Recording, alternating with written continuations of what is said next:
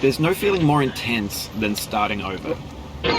If you deleted your homework the day before it was due, as I have, or if you left your wallet at home and you have to go back after spending an hour in the commute. If you won some money at the casino and then put all your winnings on red but it came up black. If you got your best shirt dry cleaned before a wedding and then immediately dropped food on it. If you won an argument with a friend and then later discovered that they just returned to their original view. Starting over is harder than starting up. If you're not ready for that, like if you've already had a bad day, then what you're about to go through might be too much. Feel free to go away and come back. I'll be here. Alright, thanks for coming with me on this trip. I'll understand if you have to take a break at any point. Just find a safe place to stop and quit the game. And don't worry, I'll save your progress, always, even your mistakes. This game is a homage to a free game that came out in 2002, titled Sexy Hiking. The author of that game was Jazuo, a mysterious Czech designer who was known at the time as the father of B games. And B games are rough assemblages of found objects. Designers slap them together very quickly and freely, and they're often too rough and unfriendly to gain much of a following. They're built more for the joy of building them than as polished products. In a certain way, Sexy Hiking is the perfect embodiment of a B game. It's built almost entirely out of found and recycled parts, and it's one of the most unusual and unfriendly games of its time. In it, your task is simply to drag yourself up a mountain with a hammer.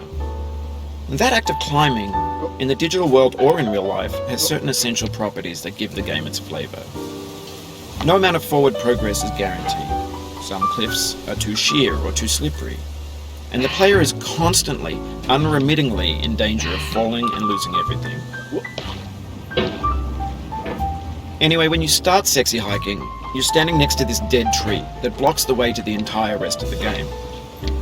It might take you an hour to get over that tree, and a lot of people never got past it. You prod and you poke at it, exploring the limits of your reach and your strength, trying to find a way up and over. And there's a sense of truth in that lack of compromise. Most obstacles in video game worlds are fake. You can be completely confident in your ability to get through them once you have the correct method or the correct equipment or just by spending enough time. In that sense, every pixelated obstacle in Sexy Hiking is real.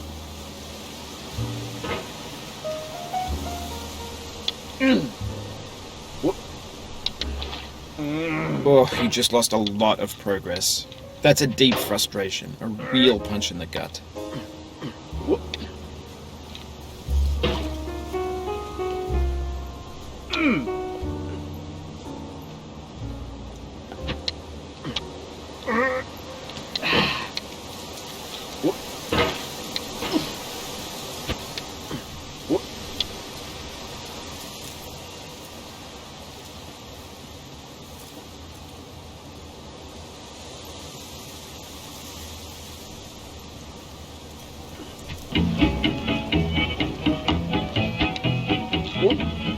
Get nasty over there, boy.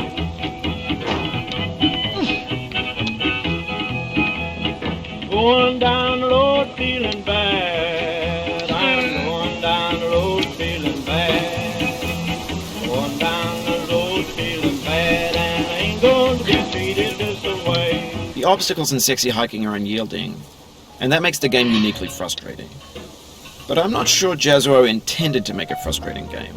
The frustration is just essential to the act of climbing, and it's authentic to the process of building a game about climbing.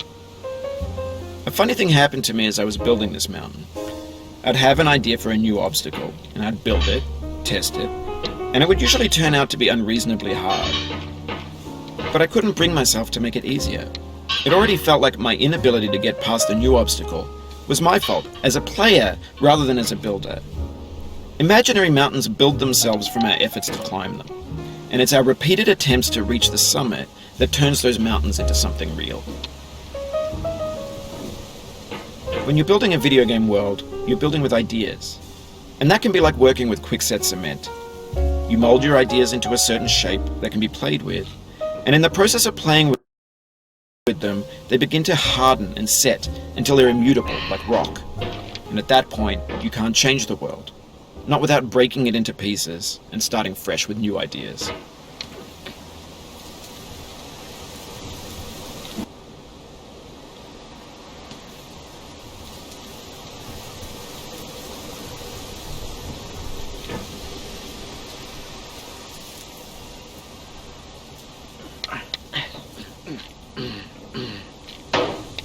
You've done this part before. You know it's possible. Just do what you did the first time.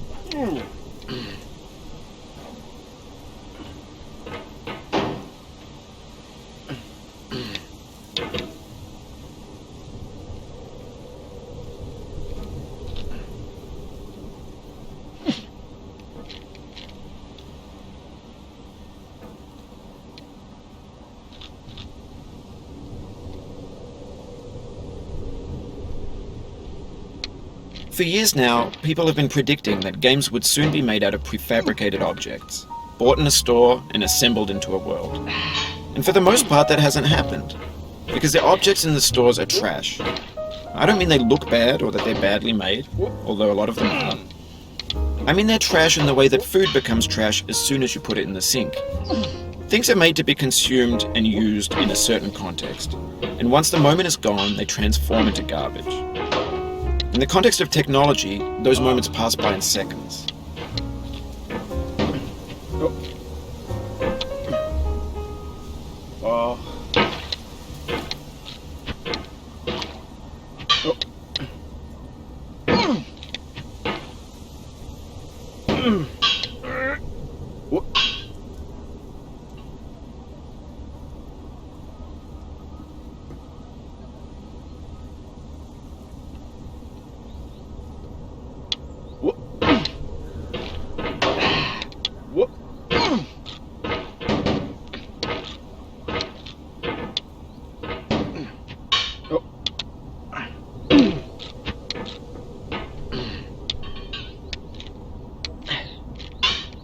Over time, we've poured more and more refuse into this vast digital landfill that we call the internet.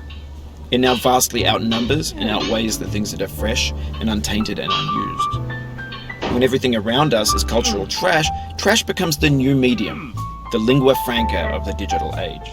And you can build culture out of trash. But only trash culture. B games, B movies, B music, B philosophy. Maybe this is what digital culture is. A monstrous mountain of trash, the ash heap of creativity's fountain. A landfill with everything we ever thought of in it. Grand, infinite, and unsorted. There's 3D models of breakfast, Gen X's fanfic novels, scan magazines, green screen Shia LaBeouf, banned snuff scenes on LiveLeak. Facebook's got lifelike bots with unbranded adverts and candid shots of Kanye and Taylor Swift mashups, car crash epic failed GIFs, Russian dashcam vids, discussions of McRibs, discarded, forgotten, unrecycled, muddled, rotten, untitled. Everything's fresh for about 6 seconds, until some newer thing beckons, and we hit refresh. And there's years of persevering, disappearing into the pile, out of style, out of sight.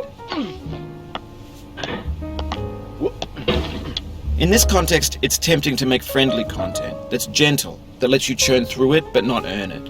Why make something demanding if it just gets piled up in the landfill, filed in with the bland things?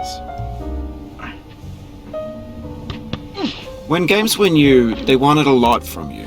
Daunting you, taunting you, resetting and delaying you. Players played stoically. Now everyone's turned off by that.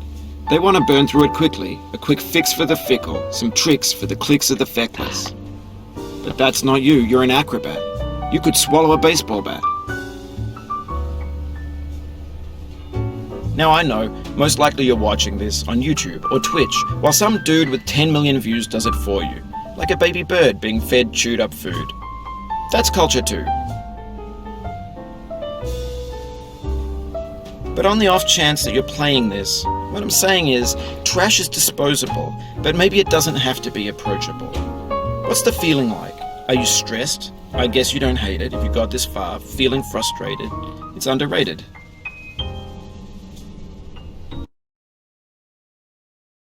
An orange is sweet, juicy fruit locked inside a bitter peel. That's not how I feel about a challenge.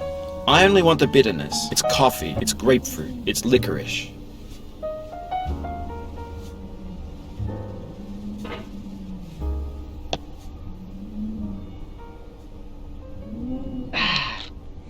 The soul would have no rainbow had the eyes no tears.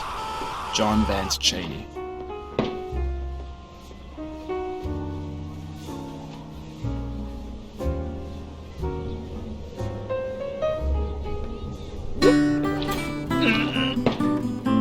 The pain I